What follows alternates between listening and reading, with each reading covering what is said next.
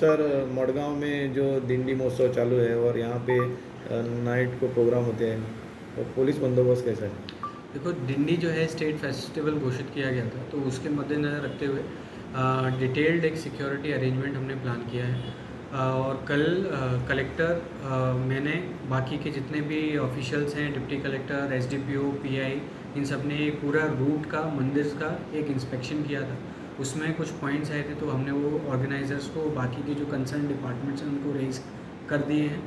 और इस पूरे में जहाँ तक कि पुलिस की बात है, तो लगभग हमने 110 से ऊपर स्टाफ डिप्लॉय किया है, और अलग अलग शिफ्ट में, ताकि कि लोगों को कोई इसमें दिक्कत ना हो। और ट्रैफिक के भी अलग अरेंजमेंट है। जब ये पालकी लेके जाएंगे, उसमें जब प्रोसेशन होगा, तो उसमें सेपरेट लेन्स वगैरह का भी प्रावधान किया गया है। कई जगह नो पार्किंग जोन्स भी का उसका ऑर्डर आएगा। तो वो सारी चीज़ें हमने इसका अरेंजमेंट किया है। रास्ता कुछ बंद रहेगा सर?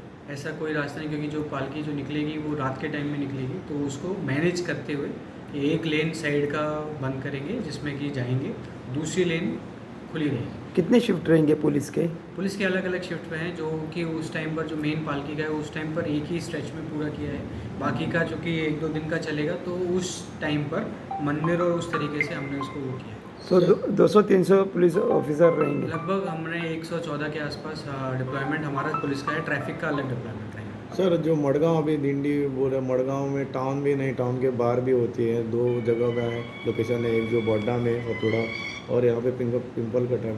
और यहाँ पे सर दोनों जगह में बहुत बड़े प्रोग्राम होने वाले, बड़े स्टार आने, और वहाँ पे कैसा अरेंजमेंट है? देखिए, हमने जो भी हम लोगों को कम्युनिकेट हुआ है ऑफिशियली, उसके बेसिस पर हमने डिटेल स्कीम निकाली है। बाकी भी इनकेस अगर फ्यूचर में अगर कुछ ऐसा निकल के आता है कि कोई बड़ा कोई आ रहा है, जैसा आपने बताया, तो उसमें फिर हम फर्दर उसके हिसाब से स्कीम निकाल के अपना डिप्लॉयमेंट करेंगे।